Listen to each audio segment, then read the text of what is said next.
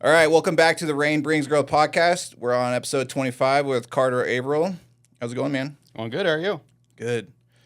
Dude, I've been enjoying watching your channel grow. Like, it's a pretty cool concept mixing, the Bible with weightlifting. Like, you don't really see that too often. Yeah. Where'd you get that idea from? It kind of grew organically. So like I had been doing like content creation for a while. Kind of started out like a couple of years ago when I first really got into powerlifting. Most of it was just kind of like me just recording my lifts, more so I could just see my form and stuff. And I was like posting some stuff like onto TikTok here and there, like PRs, stuff like that. And then every once in a while I'd post like something that I thought was just like kind of funny, whether it be like a meme or me just doing something kind of goofy at the gym. And so after a little bit, I took a break from it because I got just kind of burnt out. And probably like 6 months later or a year or so later, I started getting back into it. And I decided I wanted to start a new account that I decided to name Gone Liftin'. Basically, it's a play on the term like gone fishing, Yeah. which is funny because I don't even really fish. Yeah. But I like the idea is like if I'm not here, I've gone lifting. Yeah. And so it turned into that. At the very beginning, it wasn't like anything like Bible related. It was all just me just doing like goofy memes and stuff like that, or concepts that I thought were funny or get attention. And then I think it all started with one video where it was a clip that I took from Instagram where this preacher was basically giving this sermon about how Mary was not a virgin in our modern definitions of what a virgin is. And he was saying that basically a lot of things that would be considered extremely blasphemous, and he was trying to give it in a sermon at his church. And so I thought that was wild, so I decided to do a reaction to that, where basically I was reading Matthew, I can't remember the chapter and verse, but the verse basically is Jesus telling his disciples that there will be many on the last day where they'll say, Lord, Lord, did I not do all of these many great things in your name? And he'll say, I never knew you. Depart from me, you workers of iniquities. And basically, so the concept behind that was like, I was thinking like, these are the type of people he was talking about. And obviously that it goes a lot deeper than that. There's a lot more types of people that he was referring to, but that was like one of them that I was trying to point out. And that one didn't really get like a whole lot of attraction, but I kind of liked the concept. And so mixing the Bible and lifting was something that I kind of started to mix in here and there. I was still doing like my more secular type of content. And then one day I decided to make a reel. It was funny. So I saw a reel on Instagram where it was this guy who was standing in the corner and he threw a box at his buddy, and the camera cuts to his buddy, and he's making it look like the box is going to hit him. He's like, "Oh, were you waiting for that box to hit me? Well, I'm waiting for you to come back to church." And so it was a kind of funny concept. And then after he finished talking, then the box hits him. And so I took that kind of concept and I thought, okay, how can I make like my own version of this? And a lot of the time, the content that I make is I'm doing all on my own. I don't really have anyone to help me out. So a lot of the stuff that might require two people to actually make it have to get pretty creative with CapCut. And so what I did was I was thinking back to a time when I was at Crunch Fitness, and it was leg day. I was doing squats, and the regular squat rack wasn't available, so I had to go to the section that had a bunch of bumper plates. And so as I was unloading the bar after I'd finished doing all my sets, I wasn't really paying attention, and I started taking off all the weights on one side, and the other end just went like that. And thankfully, I didn't break anything. Yeah. But it was very loud, and it gained a lot of attention from a lot of people. And I looked at everyone like, "Don't mind me." Right.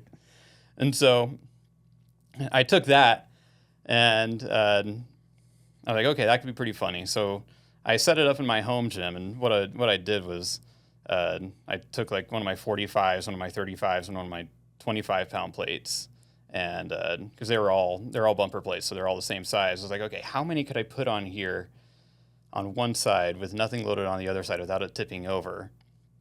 And so I figured it out. I was like, okay, so I recorded myself taking the other end off, make it look like it was going to be one of those situations where the bar tips off, and so I did that, and then I looked at the camera. I was like, "Oh, were you waiting for me for that bar to tip over?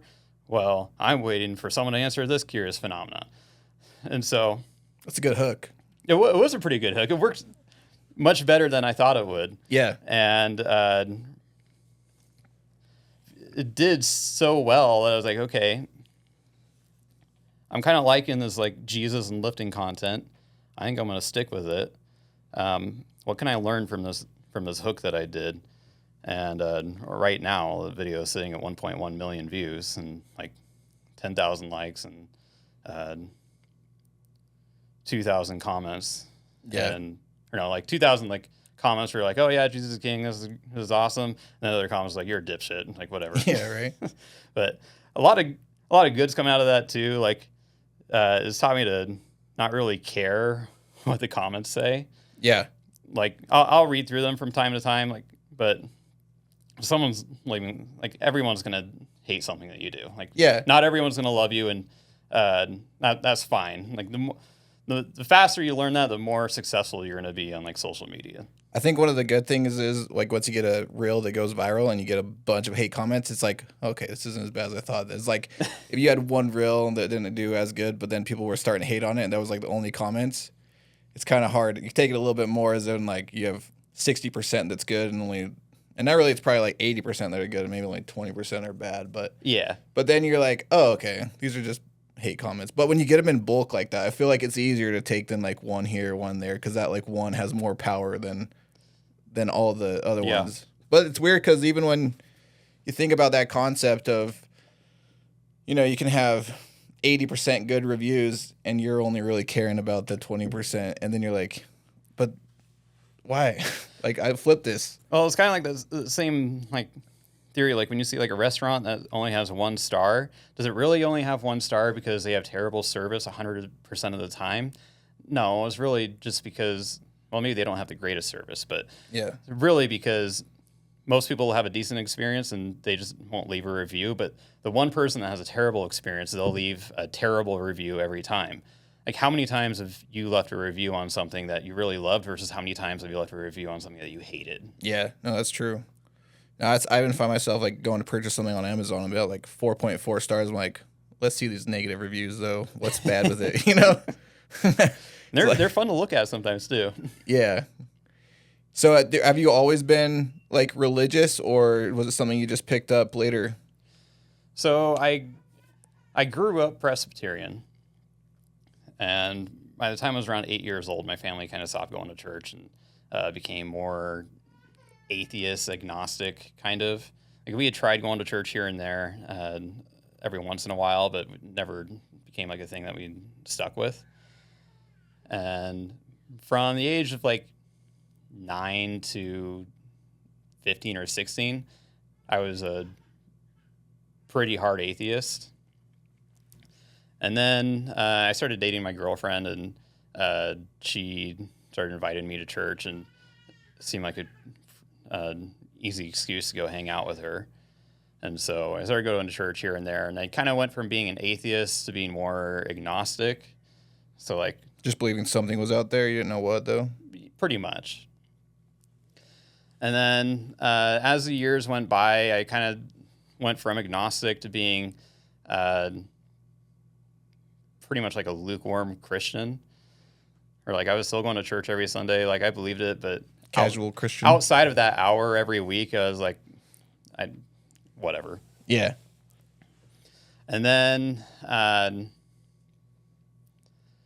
about 3 years ago, I was scrolling through TikTok one night, desk scrolling, and I came across like one video that was talking about Christianity and Jesus, and I just kind of scrolled past it. And then a couple of scrolls down, there was another one, and I watched it, and I was like, okay, whatever.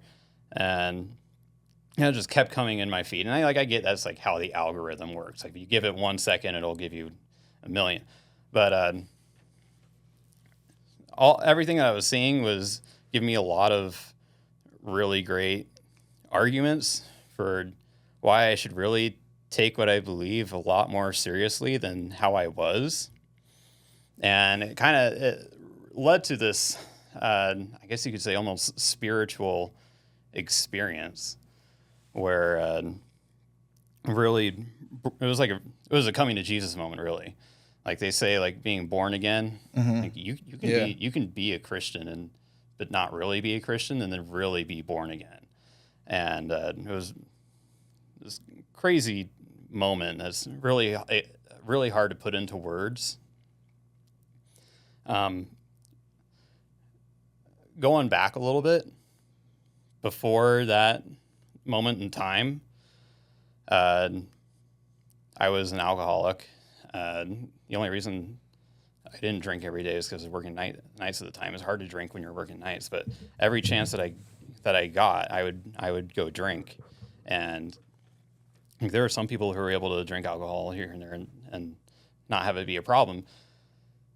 But for me, like if I was going to go drinking, I was going to get blackout drunk. That was the end goal. Same. Yep. And one of the moments that kind of opened my eyes a little bit was one night my wife had asked me to take out the trash, and I was pretty hammered at this time. I'm like, okay, I'll go take out the trash. And so I walk out of my apartment with the bag in my hand, and I'm walking. I have to walk like 100 or so yards to get to the dumpster. Yeah. When you're hammered, walking 100 yards with like a 30-pound trash bag is a challenge. A challenge that ended with me in the middle of the parking lot, laying down on the pavement, covered in garbage. Yeah. Praying to God that nobody had seen it. Yeah. Was that was one moment that kind of made me realize that maybe I should tone it back a little bit. Yeah. And also at the time, for probably a couple of years by then, I had a pretty bad nicotine addiction too. Mm-hmm. One that I wasn't really completely honest about with my wife either. It's kind of one of those things I just kind of hid from her. Just like chew or Zins or just whatever? Like Zins, vapes. Yeah. Cigarettes every now and then, but those are pretty hard to hide. I feel like those are going out of style too. Yeah. And then like every once in a while a cigar, but I never really liked cigars. Their taste was never hit. They linger. They linger a lot. Yeah. And so going back to that coming to Jesus moment, all in this moment, I basically told Jesus, I was like, okay, I'm going to give up alcohol. I'm going to give up smoking. I'm going to give up porn. I'm going to give up all of this for you if you can just promise me happiness. And it was just this overwhelming moment of emotion. And basically, to make a long story short, I haven't drank in almost 3 years. I haven't smoked in 3 years. I haven't watched porn in 3 years. And there really hasn't been a moment where I wanted to go back. Yeah. And that all was like around the same time that you just decided to start going and not just being a casual Christian then? And that was like... Pretty much. Yeah. That's when you started diving into it and you were just making those changes already too. Yeah. And then, yeah, dude, I think, that's pretty commendable. I quit drinking. I knew that like I needed to quit doing all the bad stuff too. I just had to think like my wife and I would always get in fights, and I had to think like, what's the common denominator? And every time we got into a fight, we were both drunk. Or I mean, sometimes I was just the one drinking, but like usually we would both drink together, and then it would just get bad. And we have kids together, and I don't know, like for me, the whole idea of breaking generational curses and like whatever I don't take care of, I'm gonna pass off to my kids. And so I had to really start thinking about like all my vices. It was about 2023, so I'm 2 years now not drinking, but Congrats. that was a. I think that the drinking was easier to give up than porn. Porn was a tough one. I don't know why, but it's just like, It's a hard one for sure. but like they don't really talk about it too much. But I don't really care. I like Like especially like drinking, you can stop fairly easily. You just don't have to don't go to that aisle at the store. right But porn is literally right in your pocket at any Easiest. second, any day. It's free. Yeah. You can get it anywhere. anywhere, anything for free. Yeah, the only thing it costs you is your sanity. Yeah. And that's the thing too. You don't even think like, oh, I don't have a problem. And that was the thing with alcohol too. I didn't think I had a problem until I quit drinking, and then I started looking back, and I was like, holy cow, I was bad. I worked at Dick's Sporting Goods, like part time while I was working at the prison, Mm-hmm. and I would just I would take Coors Light and put it in their Yeti cups that they gave us for Christmas. I had this Dick's Sports Yeti cup, and I would walk the floor while drinking a beer just to see how much I could get away with. And then I'd get ballsy, and I'd like take Snapchats of me pouring it in there and then send it to my managers that were also working, and they just laughed. So I was like, all right. Like, I don't know. I look back at some of my pictures. Like, I have a lot of pictures of me while I'm hunting and I'm just driving, and I'd be like on a dirt road, and I just have a beer in one hand and driving in the other.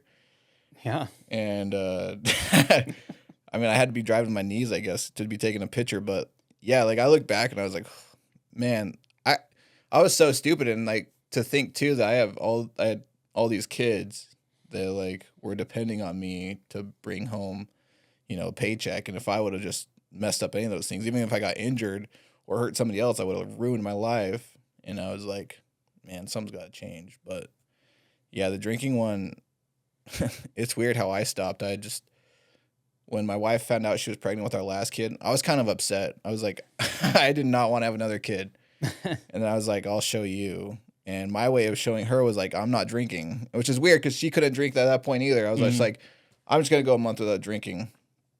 And I went all of February, which was hard for me because I wanted to drink during the Super Bowl. And then all my friends were like, you're not drinking? I'm like, no. They're like, okay, we'll see. And then they came over and they didn't drink. I had a couple of drinks in March, and then I got really hammered for my 30th birthday. And then after that, I was like, I'm leaving this in my 20s. Because it was like the day before I turned 30. I had a big birthday party because it was on Saturday. And I was like, nah, I'm done. I'm leaving this in my 30s. And then that was the first one to quit. And then after that, I was like gradually working on the porn thing. And then I started getting into fitness. And then I didn't find God till like 2024. Like in August. So it was a year afterwards. I was just dropping all these other things beforehand, but I'm pretty sure it was like the Holy Spirit talking to me, like, I don't know. I'm still really like a newborn in my faith. Like I'm trying to learn and everything. My wife and I've been watching The Chosen. Like I've never read the Bible. So to me, I'm like, these are cliffhangers. I don't know what's going to happen. So I was like, I'm really interested to find out what's going to happen here, And from what I can correlate some of the stories in there to like some of the stories I've heard at church. I'm like, oh, I remember this now. Okay. But it's been good though. Like once I made that change. So was it your girlfriend at the time then was kind of the one that got you back on track then? Pretty much. Yeah. So my girlfriend at the time, well, she's actually my wife now. Oh, there you go. Yeah. So, kind of crazy. We've known each other since we were 7. Oh, really? And we started dating in 2011. Got married in 2017, right about when I turned 20. And so we've been married for. You guys were dating since 14? Is that right? Is that through the math? I was probably 13 or 14. You got me beat. That's awesome. Yeah. And so yeah, she kind of started getting me to go to church, and we kind of just made it a habit, and so we've been going for years, and it's one of the crazy things behind it. So about 2 years ago, she had a friend who was an atheist, and she didn't really do like anything to like try and convince her otherwise. But one day she walked up to her and she's like, "Hey, I'm Catholic now," and that was just like a huge. The atheist said that? Yeah, that was like a crazy like shock to us. Like so I guess she had been Catholic like growing up, but she had left the faith fairly early on in her adulthood. And as a Protestant at the time, we thought that was just nutty. Like as a Protestant, the only thing you really hear is how terrible the Catholic Church is. Yeah. Their priests like to touch boys. Their history is just filled with corruptness. Right. And then about 8 months later, my wife had started reading some books that she had given to her about Catholicism. And my wife came to me and just like, "Hey, these are like some really great books. It makes a lot of really great points." And I was like, "That's a bunch of crap. Like, don't believe anything. She's going to send you straight to hell by having you read those books." And then my wife was like, "I really think you should look at these." And I'm like, "I'm going to look at them so I can prove you wrong. How bad this is." And then I started looking at them, and I started reading like all of their points and all of these like Catholic apologetics. And to make a long story short, we've been going to mass for about 8 months now. So it was like this crazy thing where I went from being a staunch like anti-Catholic, now we're going to mass every week, and we're hoping to. So I don't know how familiar you are with the Catholic Church, but in order to join it, they have a bit more things you have to do compared to just like a normal church. So there's a thing called OCIA. Basically, it's kind of like this, not really initiation class, but kind of like a class that actually like teach you what's going on, so that you actually know what you're getting yourself into when you join the church, and then that way, so you can know like what you're actually supposed to do. And so we're hoping to start that this September. It's been a wild ride, going from like, okay, all you really need is this, to okay, maybe there's like a little bit more than what meets the eye. And it's been hard because we've had a lot of friends who have stopped talking to us because of it, who went to our church or went to a different a church, who were like, "Oh, you're going to that church now. We're not going to talk to you anymore," or we just can't support that. And it's crazy because from our perspective, like, we would never disown you because you were going to a different church than us. Like, in our eyes, like, so long as Jesus is the forefront, that's like the most important thing. Yeah. Like, we may have like some different ideas theologically, but I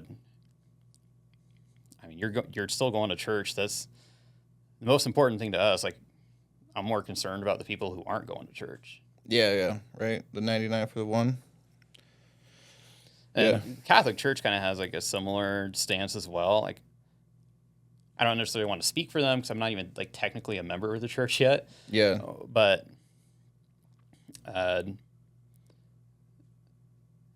their goal kind of, and this is me speaking, my understanding, their goal is to bring people to Christ. And if those people who come to Christ come to determine for themselves that the Catholic Church is the right church, then great. But if they decide to go to another church, they're not going to like try and press you about it. Yeah. It's just free will. Yeah. Yeah. When, because you're a parent too, right? I have a 6-year-old and a 4-year-old and another on the way. There you go. So did being a dad change your view on how you wanted to grow up for your kids too? How you wanted to like be the example? I would say so, a little bit, maybe a lot. Um, I, not really something I've thought about a whole lot, but I think that is a truth that kind of just like grew organically. Yeah, obviously, like I want my kids to grow up in the church. I want them to know Jesus and love Jesus. And it's kind of like this hard thing as a parent where you don't want to be like this Bible thumper who gives them religious trauma, but you also don't want to lead them down a path that you believe could be destructive. So it's like this really hard middle ground that you have to find as a parent. So, like for me, like my goal is to guide them down the right path, but not like hold them on a leash. Yeah, yeah. So like if there comes a time where my son says he doesn't want to go to church, I don't want to necessarily like force him to go, because I think that could be a lot more damaging than making them go regardless if they want to or not. Obviously, as a 6-year-old, no, you're going. Is my word. You're going to church. Right. I don't care if you say you don't believe in it. You're 6 years old. You don't even know the difference between right and left. Yeah, but as he gets older, if he becomes a teenager and he says he doesn't want to go, then fine. Yeah, I think that's an interesting point, because I have a 10-year-old and we've been talking about like baptism and stuff, and she's like, I'm not ready to get baptized. I'm like, I'm not gonna force it on you. You know, like I'm probably gonna get baptized this summer, but I'm not gonna force you to do it. I know when I was 8 years old and I was Mormon, that was like the thing to do when you turned 8. It's like, all right, you're 8, go get baptized. Like I didn't understand why I got baptized though. I just knew it was like, you're 8 years old, go get baptized, right? So I definitely understand where you're coming from there. I think as parents, it's just best to like just set the example, and then hopefully they will realize what you're doing, or just being in that environment, it will make the difference. It's like, you know, as you could see like at the prison, like how many times you talk to inmates, you're like, you know, well, like what got you in here is like, I just grew up around this. This is all I knew. So like if you can do that the same with like a good positive environment, I feel like that's huge. So then once the kid makes their own decisions for themselves, then it's going to stick more than if you just tell them like, this is how it's going to be. You know, and like my kids get excited to go to church now. I'm like, okay, cool. Like I'm glad. Same thing, you know, if like right now, yeah, they're 9 and 10 years old, my oldest too. So if they said they didn't want to go to church, I'd be like, they're getting to that age though where I can probably start to talk to them about it. Yeah. But I want to hear their reasoning why. If it's just because they're lazy and they don't want to go on a Sunday, that's probably not going to be it. But yeah. But also then I want to know why, because you take ownership of like, okay, I'm probably failing in some regard if you don't want to go to church. Like I'm not doing my job to convey, you know, the power of God and everything. And the cool thing is that we're all on this venture together. Like my wife and I aren't really that like knowledgeable about the Bible and stuff. So like as the kids are learning, we're learning too with them. It's not like we're just telling them like this is the way it is. We're like we're all on this venture together. Yep. So yeah, it's pretty cool. When's your kid due?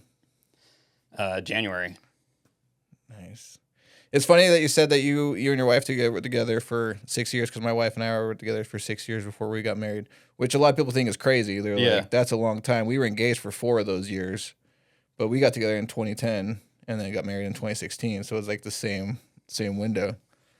That's funny. So when you started your TikTok and you wanted to just go straight into, you know, you found your niche of like the Bible and stuff, what was like the turning point that just made you want to go all in on just that niche? Mainly because of the niche. Well, 2 reasons. First, there was this quote I heard from a magician. Gosh, what's his name? he's the guy from the TV show Fool Us, Penn and Teller. Yeah. And so he's a lifelong atheist. He's still an atheist. And the bigger dude, right? Yeah, the bigger one. The one that talks. Yeah. And so he was talking about how someone had gifted him a Bible, and he was like, "Well, don't you like take offense to that, or don't you find it like kind of rude, like someone just trying to give you a Bible and stuff?" And he was like, "No, actually, I really hate Christians who don't proselytize. Like, how could they, from the bottom of their heart, believe that at the end of this there's either heaven or eternal hellfire, and you can see your fellow brother going towards the latter and not want to say anything to them? Like if you were standing in the middle of the street and I saw a semi-truck bearing down on you, there's a certain point where I would tackle you." So, I mean, that wasn't the exact quote, but that was like paraphrased. Yeah. Basically, he's saying, if you really believe it and you're not telling anyone about it, then how are you any better than them? Right. And so I kind of took that and I was like, he's kind of right. So sharing the good news. I was like, okay, how can I like share the good news in a way that isn't like offensive to people, in a way that is not like me trying to knock on their door and bear down on them. Yeah. And by doing it on TikTok, like if they don't like it, they can just scroll away, and there's no like awkward social interaction, and they're like, "Yeah, no thanks." Right. Yeah. They can just keep scrolling or leave a hate comment. That's fine too. It helps me in the algorithm. But, dude, that's the best. I say that all the time. When they're like, I had this one chick go off on me on like a video that I had to go viral, and I was like, I just appreciate all your comments because the algorithm loves it. She stopped. It was great. It's like a win-win. Like, you keep saying comments, and I'm just gonna get more algorithm. If you just stop, then it's fine too. So, but then on top of that, I kept doing it simply because it worked. Yeah, like it was doing well for me. So I was like, okay, I'm really enjoying coming up with ways where I can integrate lifting and Jesus, and I'm having a lot of fun, like just creating videos in my garage. So I'm just gonna keep doing it. Yeah. Yeah, it's cool. I mean, because it's like you said, it's all in your garage, and then, like you don't have to worry about people getting weirded out when you're at the gym and you're videoing, and dude, your edits are good too. Like I was gonna ask you how you do some of that. Like I'm just YouTube and shit all the time, trying to figure out. A lot of it is just learning CapCut and then just getting really creative with how you can leverage their tools. Mm-hmm. One of my first videos that kind of went viral that wasn't related to Jesus is like even before I had a TikTok. This is when I was still just like posting on YouTube Shorts. Oh yeah. It was a video of me in my squat rack. What I did, there was this video of a guy who was holding a barbell, and he was squatting underneath it and having like different weights on each side. And so he was squatting underneath it, but keeping the barbell at the same height, if that makes sense. He was holding it up in the air. Yeah. So his arms were going up as he was squatting down. Make it look like the barbell was floating. So it was like, and he was like doing it on like different platforms, like things that were like a real test of his balance. Yeah. And so I took that. This video had like different levels. Like there's level 1, level 2, level 3. And so I took that. I was like, you know what? If I could figure out how to edit this right, I could make something like really creative. And so like layering it. So I put my barbell in my squat rack, loaded like 100 pounds on one side and 80 pounds and like little change weights on the other. So it just looked super awkward. Mm-hmm. And then I started by doing what I captioned as like level 10,000. And so I started as I was doing like the normal squat, what he was doing. But then I came up and then I did a dip on top of the bar to make it look like this impossible like floating bar. And so what I did is I put it into CapCut, and then I figured out how to erase the squat rack to make it look like the bar was floating. And I managed to do it really well. 'Cause I got really lucky because sometimes CapCut is like really glitchy in that way. It doesn't always work. Yeah. So I got really lucky in that sense. And then I posted it onto YouTube. It got like 70,000 views or something like that. YouTube's a hard one too. YouTube's Shorts. difficult. Yeah. Yeah, I posted on YouTube, and I've never, like, back when I was doing a lot more of the podcast, I couldn't get any more shorts to pop off. But also, I was just posting. I wasn't doing anything with the algorithm. I was just posting and then, like, not doing jump cuts or anything, which is really not engaging at all. So I get why I didn't. But yeah, dude, I love watching your stuff. It's cool. What's been like some takeaways that you've learned just from, like, because you're kind of going into the entrepreneurial thing, right? Like, you're doing your Patreon and you're trying to grow. I mean, you might not have a business with the TikTok, but you're still growing it as if it were a business. So Yeah. like, Yeah, I'm trying. it seems like you're pretty dang consistent too, of like getting stuff out. Getting content out and like posting and trying to generate engagement. It's really easy for me. It comes pretty naturally. The business side of it, I'm terrible at. Like, I don't know what I'm doing, and like I've been like trying to learn, and I'm sure eventually I'll get there. But it's been like a much harder learning curve to all of that versus just creating content. Yeah. Have you ever followed Myron Golden? No. So he's got like a lot of good like Christian business content, and he just puts out a lot of content. But you should check him out. He's really good at like. I like him because he like relates everything back to the Bible, and he's like, Jesus wanted you to have a business. Like, it says it all over in the Bible. Like, he doesn't want you to just be stagnant. He wants you to be working, like, and all these different things. And I was like, dang, like, this is pretty cool and relatable. So I didn't know if you had heard. I mean, of that was kind of like a Dave Ramsey's base too. Like, that's how he started. He was in a whole ton of debt. Mm-hmm. And then I think like his whole turning point was this verse in Proverbs that says the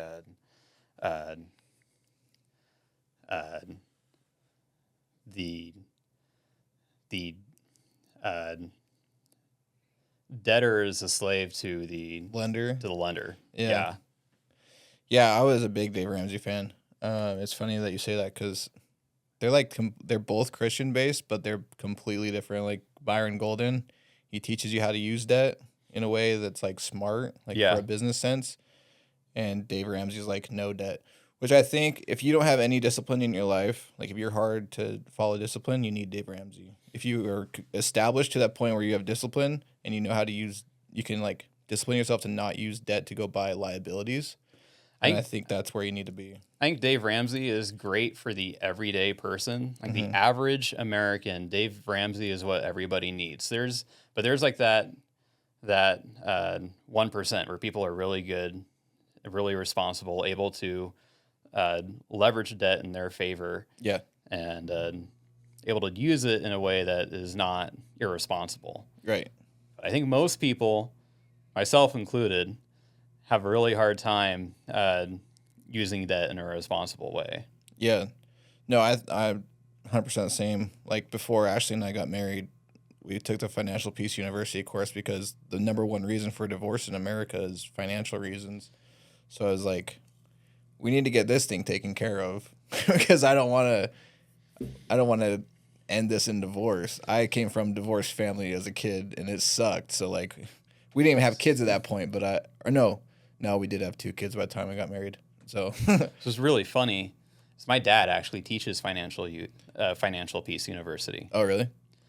But he also has credit cards. Yeah. And he's one of those people who's able to use them in a responsible way. Mm-hmm. He's super anal about it. Like he pays his credit cards daily. Yeah, I mean that's good. And I love Dave Ramsey, man, but I feel like there's a time and a place where you got to just like, if you can get to that point, you need to go to the next step. Because, I mean, I think it's good for like the average, like lower to middle class. But if you want to go higher than that, you want to be able to use debt as a leverage, like you said. Like, it's just you better be good with discipline. Yeah. Because you can go, if you're using debt to go buy that new, TV, or you're using stuff that's like a depreciating asset, then yeah, you're going to be in trouble. Did you take that course too then? I haven't yet. I mean, it's good. There's a lot of good stuff in it. I want to take it eventually, but when I took it, there was actually like a physical book now, and it's all just digital now. Like they had CD or DVDs. When I took it, like it was a big old kit. My church, they just started that class, and I asked my wife if she wanted to do it, but with 4 kids and trying to get a babysitter for 4 kids is kind of hard.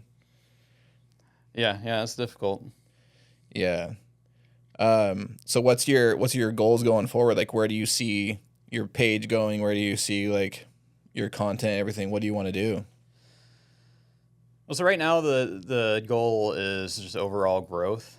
So my Instagram's on a pretty good growth spurt right now. It's slowed down since that one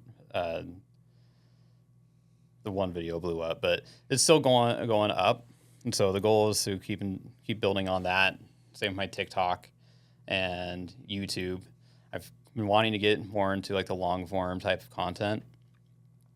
And so trying to build that, and then what would the long form look like? Like podcast style, or just like going in like Bible study kind of thing, or what? I'm leaning towards like doing like different types of ideas. Like, okay, so like one idea I have is doing 100 pull-ups every day for 30 days, seeing what happens, and then finding some way to like integrate the Bible into that. So that's like one thing that I've been thinking about doing. I've done like some other things. I've like experimented with different formats of content creation. Do you like the 40 days and 40 nights? Yeah. I gotta say, long form content is a whole different animal compared to short form. Yeah. Short form is just like a couple of minutes. Right. You can edit it all together, and editing it is relatively easy because you don't have to worry about 30 other minutes. Yeah. But when it comes to long form, there's a whole lot more things to it that you got to keep in mind, and try and figure out a way that you can tell a story that doesn't end in 1 minute. Like that's the easy thing about short form content is like you can tell a story and you can go from A to B in 60 seconds. But the Cliff Notes version. Yeah. But in the long form, you got to figure out how to tell this story, keep it engaging, and maybe try and build in a subplot and keep building off of that until you get to the conclusion. And so that's like kind of one of the things that I'm trying to experiment with and figure out. And then on top of that, like my other goals outside of that are trying to build on my fitness. Like I don't want to let my content creation overcome like any of like my personal fitness goals. Like the powerlifting and stuff? Mainly the powerlifting. Yeah. So like it's hard like trying to create videos but also not let like my squat, bench, and deadlift fall behind because of it. And so that's something I've been learning to integrate with each other. Yeah, that'd be cool. Like if you did that on your story of like the road to the 1,000-pound club. I don't know. If you know, like you could just like, I thought about doing that just on like cutting down body fat percentage because I've never got like a true like 12 or whatever % to see a 6-pack. So I was like, maybe I'll do that. But that just takes a lot of like discipline and making sure you're doing it every day. But that's just, you could just add that on your story. Do you do a lot of story stuff, or you just do mainly the reels? Mainly just the reels. Yeah. Like I'll put stuff on my story from time to time, but I'm not like crazy active on there. Mainly just because I haven't really taken the time to learn much about the stories. Yeah. My bread and butter has just been like the reels. Is there any stories that like you could share that like you absolutely knew was like divine intervention, that like maybe before you were a believer that you can look back and think like, oh, like there was something here that I just didn't see at the point? Oh, there's a ton. I can think back to when I was in the corrections academy. It was back when I still had a motorcycle. And every day when I'd go into the building for class, there were lockers by the doors, and I would put my helmet on top of the lockers because they didn't like the helmet being in the classroom. And so it was like the end of it, like a long day. And like we'd done a lot of death by PowerPoint and a lot of PT, and I was exhausted at that point. And I walked out of the building. I got on my bike. If you've ever ridden a motorcycle and you've like used it as a daily commuter, you know it's like a huge process to get your bag loaded up and get everything like set up so that you can ride. Because it's not like a car where you can just kind of throw everything in the passenger seat. You actually got to be mindful of how you're packing everything. And so I got everything packed up and I was getting on my bike, and then I was about to leave before I realized that I forgot my helmet. So I had to go back and grab my helmet, and added like an extra 5 minutes of time. And then I get on my bike, and I'm going down the road. And about 5 minutes down the road, there was this huge car accident that was involving another guy who was at the academy with me. And I had thought back to that point. It was like he left about 30 seconds after I had walked through the door to go get my helmet. If I had not forgotten my helmet and left when I was planning to leave, he would have been right behind me. He was the one who caused the crash. He was either blacked out or was looking at his phone or something. But there were cars stopped on the road, and so the vehicle in front of him stopped, and he wasn't paying attention, and he ran right into the back of them. And if I hadn't forgotten my helmet, I would have been the one in front of him that he would have ran into. Wow. That's crazy. Were you a believer at that point? I was a believer, but I was very like... That was the agnostic area? Not really Gnostic. I was just more like lukewarm in it. Yeah. Yeah, that's crazy to think about, dude. I think about that all the time when, like you said, just something goes wrong in the morning and now you're running late. And then, you see something happen. You're like, gosh, I think someone was slowing me down for a reason this morning. There was another time where I was walking out of work one night. I get to my car. I reach for my phone in my pocket, and I realized my phone wasn't there. And I'm sure you're probably very similar to me, where you don't go anywhere without your phone. Yeah. And if you forget it, there must have been something really weird going on, because usually it's your first thought when you leave anywhere. It's like, where's my phone? Yeah, I leave my wallet all the time, but I never leave my phone. Yeah. And so this is like the first time I had ever left my phone at work. And so I had to walk all the way back in, all the way down to my office, which was like a 10-minute walk. Mm-hmm. I was pissed. Yeah. But that entire time when I was walking down, I had this weird feeling that there was some reason that I forgot my phone. I didn't know what it was, because I never forget my phone. Right. And so I had this weird feeling walking all the way down there. And once I grab my phone, I start walking back. I lock everything up. And as I'm walking up, I happen to run into one of my sergeants.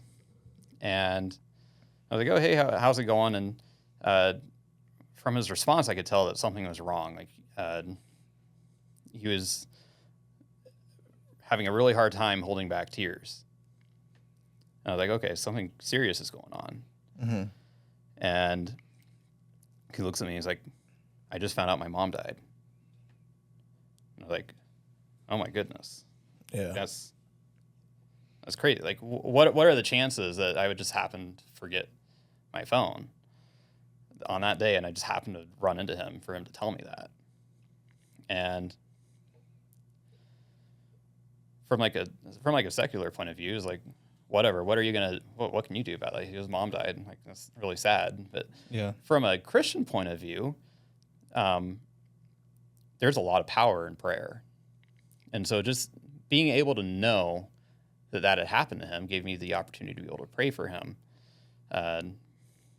pray that the Holy Spirit can give him comfort and help him through this difficult time. 'Cause especially when your mom, it's a really hard time to really be able to grasp things.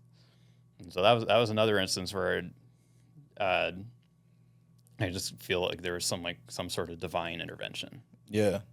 Dude, the power of prayer is huge, though. Like, I've been trying to get my brother to go with me to church for a long time. Just, he's gone through the ringer a lot in life. Like, just struggled with different kinds of drug and alcohol addiction. His wife died when he was like 22, or I don't know. She was like 22, he was like 25 or something, and like just been homeless on the streets, like just going through some stuff. And I've been like, I put him in like the prayer request at church to try and get him to come to church. It's like, it's been a minute. And then he lives here in Idaho now, so I don't get to see him as much as we should, but I try and keep in contact with him. And recently he's been getting injured at work a couple times this year, and just lifting heavy stuff and just tweaks his back, and then it starts getting better, and then it gets retweaked. So recently, about 2 weeks ago, he retweaked it, and he's just been having a lot of pains. Like, the doctors won't give him like painkillers and stuff because they're really stingy about that right now, which whatever. And so he's been trying to go to the chiropractor, and they're like, doing adjustments and stuff, but it's not really helping him at all. And I was like, dude, I go to this ministry thing on Thursday nights. Like, I've been trying to get him to go to that too. Like, it's just a bunch of guys together. Like, half of them, they're like ex-inmates, and some of them, half of them are cops. Like, it's a really weird dynamic, but it works. It's like, and it's in a tattoo shop, so it's not in a church. It's just like a men's ministry. Like, you should come. And he's like, he lives in Boise. He's like, I don't want to go all the way out to Nampa. And I was like, all right. And then I was talking to one of my buddies that's in the ministry and runs it, and I was like, I think I'm just gonna go get him. Like, if he agrees with it, I'll just go pick him up and I'll come over. So finally, like, I was like, dude, I'll come pick you up. He's like, is there food? And I was like, yes, there's food. He's like, all right, I'll come over. So then last Thursday, he's just struggling. His back's hurting and everything. Like, I went and picked him up. We get all the way back to Nampa, and he's just sitting there, like, kind of quiet. Like, feels really out of place. Like, he's always been kind of more, like, definitely on the sinner side of stuff. Like, he's got not like tattoos are sinning, but like he's got like devil tattoos and like juggalo. Like, he was living that life. So like, it was kind of a weird spot for him to be in, but I think he's trying to like switch it up. And anyway, we get through the whole thing, and we're praying out, and they're like, is there any prayer requests? And I was like, my brother's had like, he's tweaked his back. He didn't want to say anything, but I was like, he's tweaked his back, and like, all right. They're like, do you mind if we place hands on you, like, to pray? He's like, sure. And I was like, I didn't know this was gonna happen, but I thought they were just gonna add your name in a prayer, right? Yeah. So then they get like the anointing oil, and they go and like they just pray on him, and they pray on his back, and then they get done. Amen. He turns around. He's like, dude, my back doesn't hurt anymore. And this is like, it was killing me this whole time sitting here, the whole time. And he's like almost in tears, like, what the heck? And I was like, he made me like almost want to cry. I was like when you see something like that happen, it's like you hear about it, but then you like experience it. Like, it makes me teary just thinking about it. I was like, holy shit, dude. Like, that's crazy, because it was just like complete gone. And he had just been going to chiropractors and everything. And like, I checked in on him the next day. I was like, how's your back? He's like, God is good. And I was like, what in the world? This is like a complete 180. And like, just to see that, completely amazing. So like, power of prayer is huge. I think it's really funny that you bring up the fact that he was like, is there food? Because I can think back to when I was a very lukewarm Christian. Like, at that time, like, I was looking for any excuse not to go to church because I just found it really boring. But one of the things that kept me going back at the church that I was going to at the time was because they had a coffee bar. Yeah. So I was like, okay, I'll go for the coffee. Right. And that was like my driving force getting me to church every week at first. Now obviously the driving force is Jesus. But at the time, when I didn't really know him all that well, the coffee or the free food, that's what got me there, funny enough. What's the quote, or not quote, but the verse is like, when you have Jesus, you're never hungry, or something like that? Yeah. Yeah. I don't know if you call it a quote. It's not really a quote, it's just a verse, but there's this story of a saint. I can't remember her name, but the story is that she never ate any food. She fasted 24 hours a day, and the only time she ever ate was when she was taking part in the Eucharist, which for Catholics, they believe that is the literal body and blood of Jesus Christ. Other Christian denominations believe that's more symbolic. That's a debate for another day. But the story goes that the only food that she would ever eat was the body and blood of Christ, and she was never malnourished. She was never dehydrated. Her body reflected somebody who was perfectly healthy, eating everything that she was supposed to be eating. And it was like stories like that. It kind of really make you think whether you believe whether it's true or more of like a symbolic story. Yeah. It does have a lot of power behind it when you think about it. Yeah. No, that's crazy. I don't debate with anybody because I don't know enough yet. Like I said, Sure. I'm still trying to find out. Like, sure.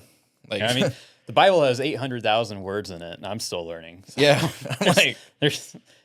Yeah, that's why I'm like, you guys can debate. That's like politics, dude. People go off on politics online, and I'm like, nope, I'm staying away. That's the thing too. I think people just worry about the things that they can't even control. Like, there's so many things in your life that you could control your quality of life. Like, why are you going to worry about things that you can't control, right? Like, I don't know. That's just my own opinion. I don't totally. There's a lot in the statement you just made. That's kind of like how I try to live my life. Like, why worry about the things you can't control?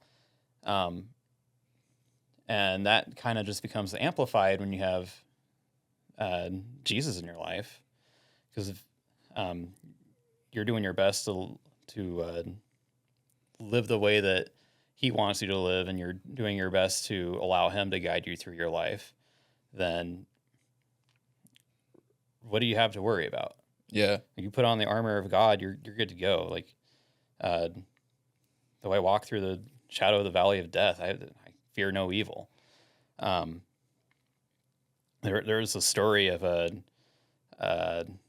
preacher who was getting coffee with a friend of his, and in the middle of their conversation, this preacher, he gets a phone call.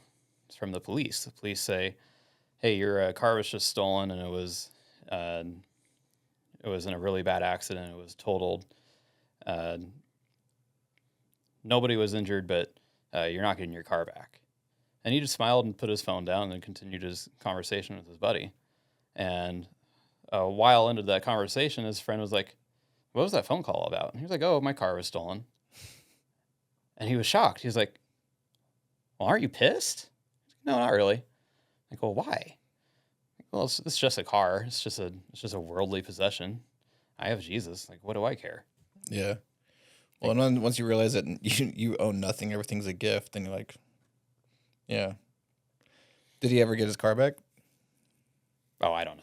I'm sure he got another car at some point. Because a lot of times I hear like stories like that, and they're like I lost $100 one time at an aquarium in Utah, and I don't know, my wife and I were just calling about it. Like, I guess somebody else needed it more than we did. And then like a couple weeks ago, my wife was with her mom, and her mom lost like $20 in the store and was like freaking out, like mad and everything. Or like, I guess she wrapped it up in like her receipt when she got it back, like as cash back. And then she found her receipt on the ground, but then she didn't find the money. So her mom was all upset, and my wife was like, "I guess somebody else needed it more than you, Mom." And she did not like that answer, but like once you just realize that there's a plan, like it might have been the blessing for someone else, like for the money thing, or I don't know, but I think that's a big thing too, is like once some things go bad in your life and you just realize that there's a plan, it's a lot easier to deal with. You're like, "Well, I know this sucks now, but I'm sure there's a plan and there's a lesson in here somewhere." Mm-hmm. I think a lot of times when you find yourself in a tough situation, actually I'd say probably every time when you're in a tough situation, there's a lesson there to be learned, and there's some immense value in it. Even if you can't really see it at the time, eventually you'll be able to reflect on it, and you'll be like, you know what, I actually learned a lot from that. You got to be careful what you pray for too. Absolutely. If you pray to be strong, you're going to be put in some positions that make you weak. I've learned for that. sure. You want patience? Your kids are gonna be crazy for the next couple weeks. You're gonna have to learn some patience, but you got to be careful what you pray for, because it's not gonna be like, all right, well, now you're strong. Like, you're gonna have to go. You want courage? You're gonna have to be in some spots where you're gonna be having to be brave. You're gonna be scared to death. Like, That's I don't know where you are in the Bible, but the story of Solomon has a lot of features of what you just said there. Um, Basically, in the Bible, God comes to him in a dream and asks him what he desires, and instead of asking for wealth or wisdom. stuff like that, he asked for wisdom. And so he was known as being the wisest person who ever lived.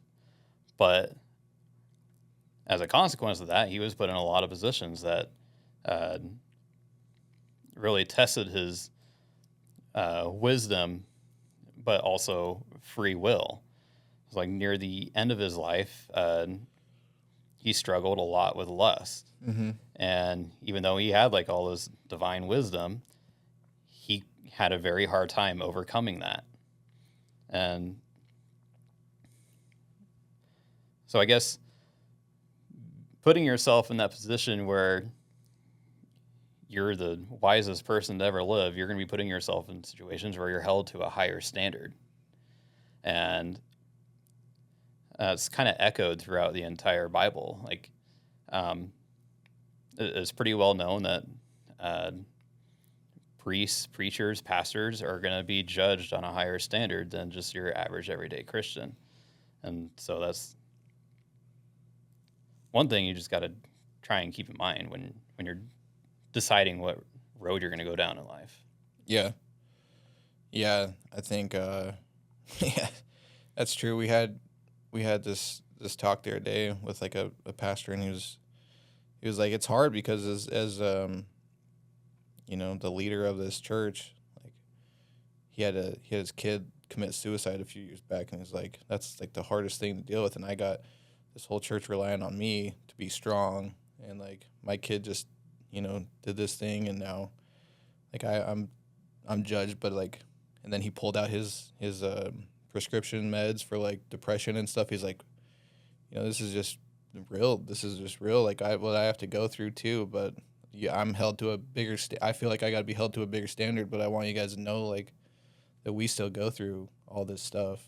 And it's just it's crazy though. I'm sure there's, yeah, because when you become a leader, you're going to be held to a lot different standard, even as a parent, right? Like, Yeah. once you become a leader of that person for the next 18 years, like, you're held to a different standard, and you got to be their example. It's not your responsibility to raise a good kid. It's your responsibility to raise a good adult. So like, whatever you do, now you're held to a different standard. And if that kid fails, it's coming back on you. Yep. That's a hard one for me to. I mean, that's when I wanted to lose weight. That was a big thing for me too. Is like, I just knew that I needed to be a bigger example for my kids. I think that's something that was really, really funny. We both kind of had a similar weight loss story. Yeah, it used to be big. I seen your pictures. Yeah. I was like 250 pounds probably. I'm only 5'7", so 250 that's a big boy. pounds at 5'7". It's thick with big. 2 C's. And what's funny is I was actually really into bodybuilding in high school. I could send you a picture to put up here because I actually got shredded my sophomore year, and I was like, okay, I reached my goal here. I'm at like probably 5-10% body fat, probably closer to 5, and I was like, okay, well now I got it. The gym culture today tells me that now I have to bulk, so therefore I'm going to bulk. And fitness influencers today, this is back in like 2015, are telling me that I have to dirty bulk. So I'm going to take it all the way, and I'm going to dirty bulk. And what better time to start a dirty bulk than on a cruise to Mexico? Yeah, where you get an all you can eat buffet that's open 24/7. Yeah. And so that's when I started this bulk, and the bulk lasted about 6 years. That's a good season. Yeah. Probably great if I had kept going to the gym, but probably after 20 pounds gained, I started losing the motivation to keep going to the gym. And I probably, part of that has to do with a lot of the hormones that go on in your body, not only just as a teenager, but also when you're stuffing your face with food. Like after you reach like a certain body fat percentage, I think your testosterone naturally starts to go down. And so I started to lose the motivation to go to the gym. I didn't even care at that time. So after like a year or so, it wasn't really a bulk anymore. It was just kind of like A lifestyle. A gluttonous lifestyle. Mm-hmm. And then my son was born, and that was kind of like my main priority. And wasn't until after my daughter was born that I was like, you know what, I'm kind of big now. And I think it was at that point, it was hard for me to even tie my shoes without getting out of breath. And so at that point, I was like, I should probably turn things around here. Like I know what I should be doing. I know how to lose weight. I went to college for fitness. Like it was a college program called Fitness Technology. Basically, I took courses on exercise physiology, biology,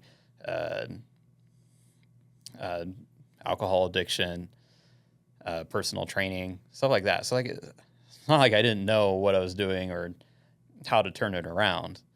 And so eventually I was like, okay, maybe I should try and turn things around here. And at that time also I was wanting to try out for the CERT team, which for your viewers, if you don't know, the CERT team is basically the corrections version of SWAT. Mm-hmm. And so I spent about 2 years losing all this weight. Most of my training was geared around cardio and like endurance type stuff. Like one of my first big goals was just to be able to do a pull-up. And so once I finally reached that goal, I was like, okay, now I can start working on sit-ups and getting my mile time down. And then one day I was at the gym. I didn't really know what to do. Like I already done pull-ups, I already ran that week. I was like, okay, well, you know what I haven't done in a long time since I was in high school and I was actually like into this type of stuff was deadlifts. Like I'm going to give deadlifts a try. And so I load up the bar. I get up to like 300 pounds. 300 pounds is pretty difficult at the time. Probably something I shouldn't have started with. I probably should have started at a lower weight for more reps, but I wanted to see where I was at. Like your 1 rep max? Yeah. And I started with that 300 pounds and I was like, I really enjoyed this, but I really want to be stronger. I don't want to be stuck at just like 300 pounds. Like that's baby weight.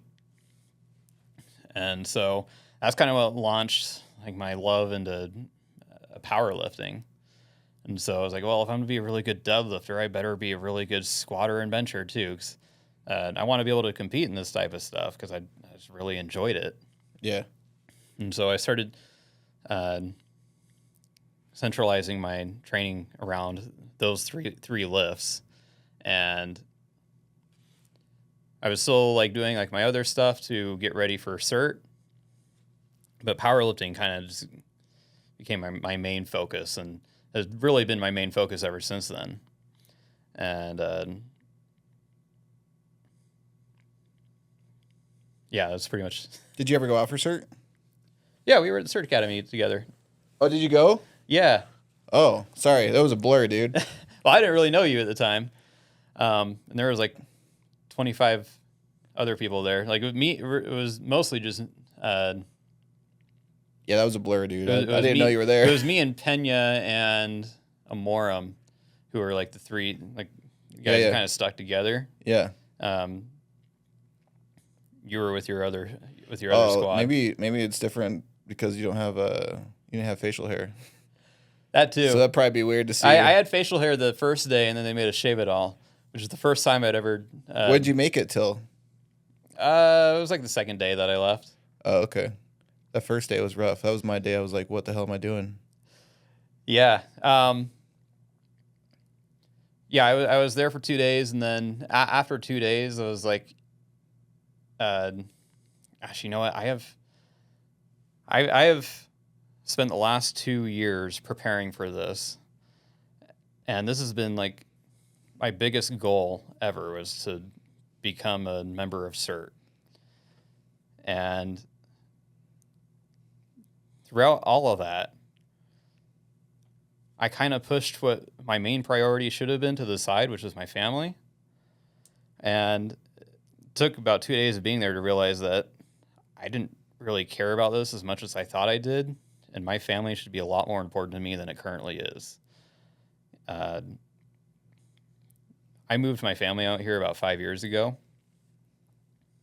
We don't have any family within about 300 miles of Idaho. Mm. And so my wife's only support system is mainly me and her friends, her few friends that are here. Yeah. And so when I realized that, it made me kind of reevaluate where my priorities were. First of all, my 6-year-old son, he's autistic. So that just adds another layer of things that my family has to work through. Not that we don't like that he's autistic, but there's like extra struggles that come with it that you have to work with. Mm-hmm. Like you probably know better, just as well as I do, what comes with it. Yeah, my 5-year-old's autistic too. Yeah, like you love him to death, but there are times where you really have to pour all of your attention into him, into redirecting him, into maybe making better decisions. Yeah.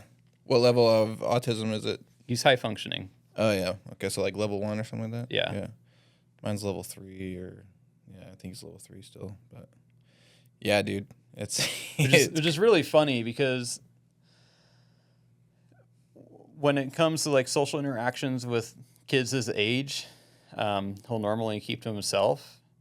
Like he's a troublemaker, but he finds a way to make trouble around him, not with them. Mm-hmm.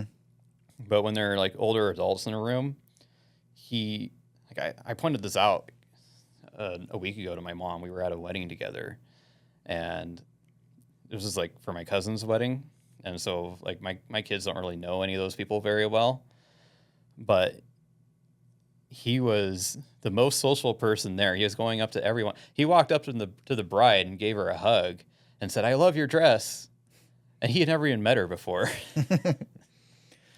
And so I looked at my mom. I was like, "It's funny how the autistic kid is the most social kid here." Yeah, and I don't mean that in like a bad way. Like, right?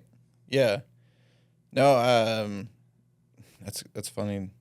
My kid will go up to he'll go up to people. He doesn't really talk. He's still like they say he's not nonverbal anymore because he'll talk a little bit, but it's still like it's not full sentences or anything. You have to have like eye contact. But dude, yeah, my wife and I have talked about this multiple times, but I feel like if you're a parent of an autistic kid, like fitness is not an option. Like that's a mandatory thing. Because I don't know about your kid, but my kid will just be doing one thing and then all of a sudden squirrel and like bolt straight to a road or like towards something, and you have to drop everything to be able to sprint over there. Or like my kid's a climber, so he gets up on the counters. My kid just discovered trees.